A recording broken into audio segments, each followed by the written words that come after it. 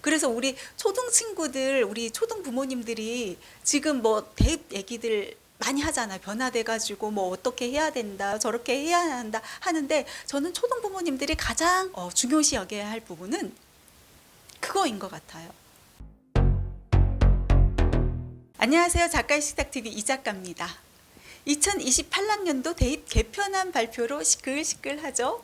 어떻게 달라지느냐, 곳곳에서 뭐 뉴스를 통해서 많이 보도가 되면서 다들 알고 계실 거예요. 그 많은 변화 중에서 제가 집중해서 바라봤던 것은 무엇이냐면은 수능 체제의 변화 중에서도 통합형, 융합형 과목 체계로 변화될 것이다 라는 것, 그리고 내신에서의 변화로 저는 논서술형 강화를 꼽아봤어요. 특히 초등생을 둔 부모로서, 그리고 초등 친구들을 가르치는 입장에서 저는 우리 초등생들이 그렇다면 지금부터 하나하나 좀 준비해 두면 좋은 것들은 무엇이 있을까에 저는 집중해 봤거든요.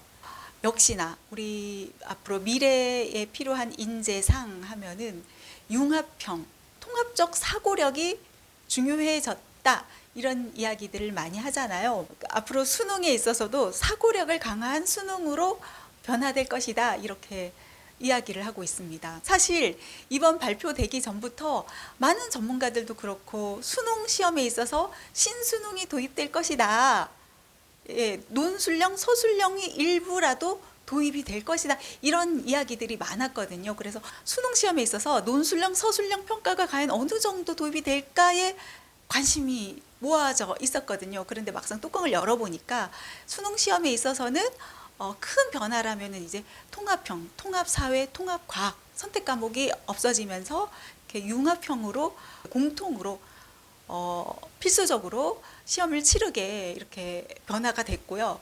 그리고 그 논술형, 서술형 평가는 수능이 아니라 대신 내신 평가로 이렇게 넘어왔더라고요. 내신에 있어서 논술형, 서술형 평가가 강화될 것이다. 수능 시험에 논술형, 서술형 평가가 도입이 된다면 아무래도 사교육 증가를 일으킬 수 있다. 사교육 증가 우려로 인해서 이거를 대신에 어디다? 내신에다가 넣겠다, 이렇게 발표를 했습니다. 내신에 있어서도 논서술형 평가가 이루어지고 있죠. 어디에서? 수행평가에 있어서. 그런데 이게 단순히 수행평가가 아니라 이게 강화된다라는 것은 지필평가에도 앞으로 좀 변화가 예상이 되고, 어찌됐건 주입식 교육, 객관식 오지선다형의 이런 평가 방식은 미래형 인재를 기르는 데 있어서 맞지 않다. 앞으로 학교의 변화는 이게 평가에 있어서 어느 정도나 과연 반영이 될 것이냐. 우리 아이비 교육 하잖아요. 생각을 꺼내는 교육, 토론식,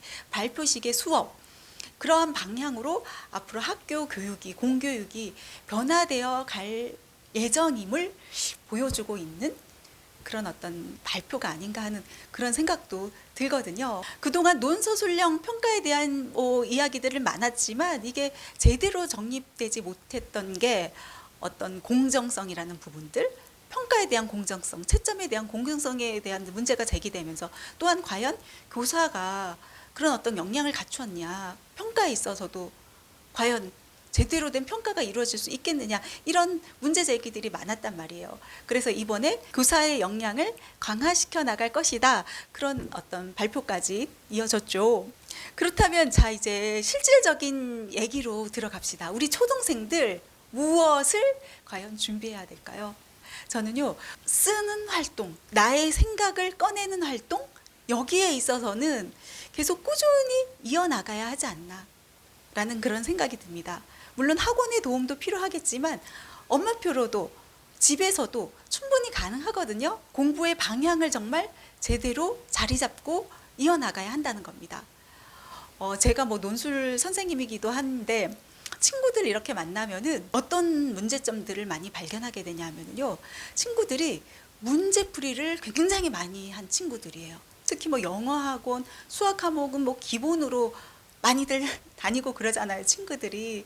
그리고 뭐 집에서 막 학습지도 풀고 문제집도 사다가 풀고 그렇게 공부해 왔던 친구란 말이에요. 그래서 그렇게 공부해 왔던 친구들이 막상 이제 뭔가 글을 만들어내시오, 뭔가 우리 생각을 해보자, 생각을 한번 꺼내보자 해서 선생님이랑 같이 여러 이야기를 나누잖아요. 그러면은 거기에 익숙하지가 않은 거예요. 너무 생소한 거예요. 너무 생소한 거예요. 생각을 해야 되나? 그냥 답만 외우면 되는 게 아닌가? 그냥 문제만 풀면 되는 게 아닌가? 그런 생각이 자리 잡았다는 거예요. 그래서 선생님이랑 막 이야기를 나누는데 그게 뭐 어찌 보면은 조금은 이상한 활동으로까지 느껴지게 되는 거예요. 왜 자꾸 나의 생각을 정리하라고 하지? 그냥 간단하게 예, 아니요라든가 필요한 단어만 답이 보이는 그 필요한 적절한 단어만 갖다 적으면 되는 거 아닐까? 이런 생각을 하고 완성형의 문장으로 서술형으로 논술형까지 갈 필요가 없어요. 서술형으로라도 이렇게 정리를 하라고 하잖아요. 그러면 정리를 제대로 하지 못하는 거예요. 그런 친구들이 많습니다. 제가 이 논술 수업을 진행하면서 느낀 건데 그나마 학부모님들이 관심이 많으셔가지고 논술형, 서술형에 대비해 나가는 그런 집의 아이 같은 경우는 그래도 잘 쓰는데 그렇지 못한 친구들이 대부분이라는 거예요. 그런데 이게 어느 순간 그냥 단기간에 뭐 학원 보낸다고 해서 학원 뭐 한 달, 두 달 보낸다고 해서 엄마랑 잠깐 뭐 서술형 문제 예, 문제집 사다가 이렇게 풀고 그 연습한다고 해서 이게 과연 단기간에 변화될 수 있느냐? 그렇지가 않다는 거예요. 그래서 우리 초등 친구들, 우리 초등 부모님들이 지금 뭐 대입 얘기들 많이 하잖아요. 변화돼가지고 뭐 어떻게 해야 된다, 저렇게 해야 한다 하는데 저는 초등 부모님들이 가장 이제 중요시 여겨야 할 부분은 그거인 것 같아요. 아이들이 너무 문제풀이에만 집중되어 있다. 그게 아니라 생각을 꺼내고 개념을 정리하고 무언가를 풀어나가는 그 연습을 시켜줘야 된다는 거예요. 물론 뭐 논술 학원 갈 수도 있습니다. 그런데 그게 아니면 집에서도 충분히 가능하거든요. 그 연습을 시켜나가라는 거예요. 그렇다고 해서 집에서 그냥 문제집 사들고 문제집 채점 형식의 그런 방법은 옳지 않다. 그래서 저 같은 경우도 논술 수업을 진행하잖아요. 그러면은 객관식 문항 없어요.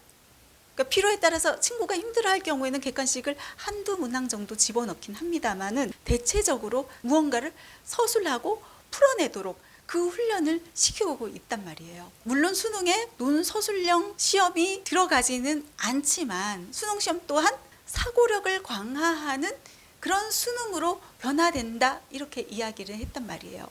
그래서 뭐 크게 변화되는 부분이 이제 통합사회, 통합과학 이게 이제 선택이 아니라 필수로 치러지게 된다.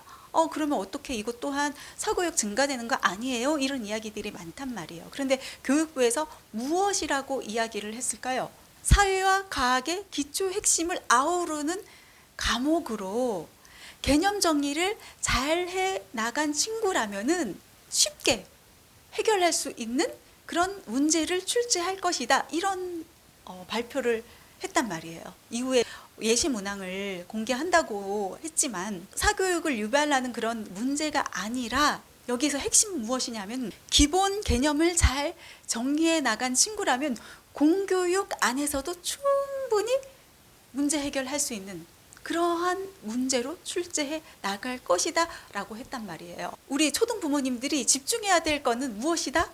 아이들이 공부하면서 그 기본력 있잖아요. 기초력을 잘 쌓아나가는데 여기에 집중을 해 나가셔야 한다는 거예요.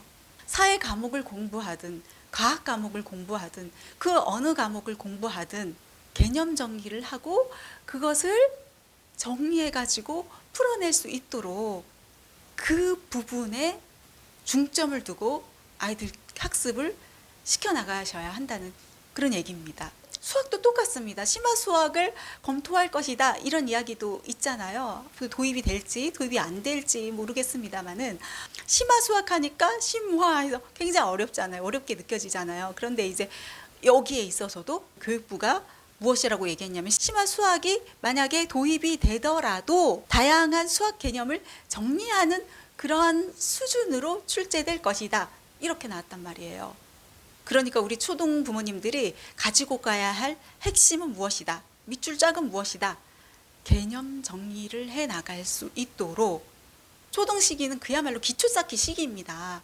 기초력을 잘 쌓아 나갈 수 있도록 그렇게 지도해 주셔야 한다는 거예요. 그렇게 도움을 주셔야 한다는 그런 얘기입니다.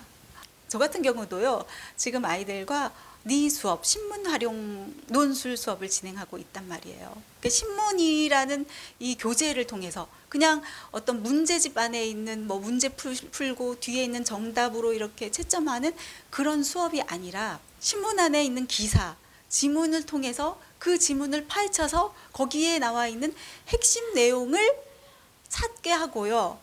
그 핵심 내용을 어떻게 정리할 수 있는지, 어떻게 요약해 나갈 수 있는지, 어떻게 문장형으로 완성해서 이것을 정리해 나갈 수 있는지, 여기에 중점을 두고 아이들 서술형 평가, 논술형 평가에도 대비해서 수업을 이어나가고 있고요. 거기다가 신문이라는 교재가 좋은 게 무엇이냐 하면은 여러 과목들과 연계돼서 배워나갈 수 있다는 거예요.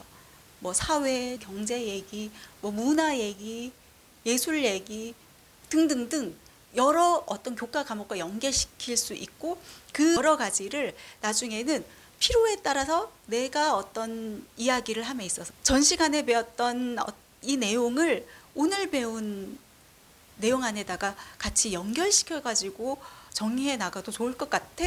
해서 이거를 융합형으로 연결해 가지고 배워나갈 수 있는 그런 장점이 있단 말이에요. 그래서 저는 신문만한 교재가 없다 생각해서 저희 아이들과도 그렇고 현재 온라인 안에서도 초등생 친구들과 같이 수업을 진행하고 있거든요.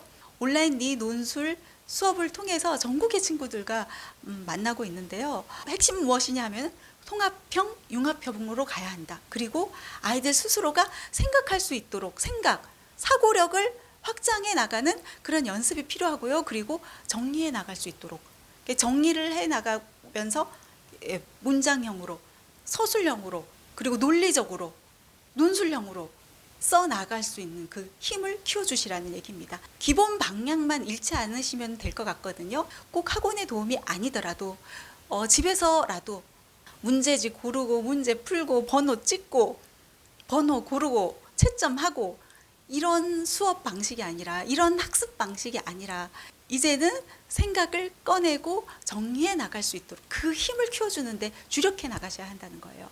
아셨죠? 오늘 이 시간 여기서 마무리하겠습니다. 감사합니다.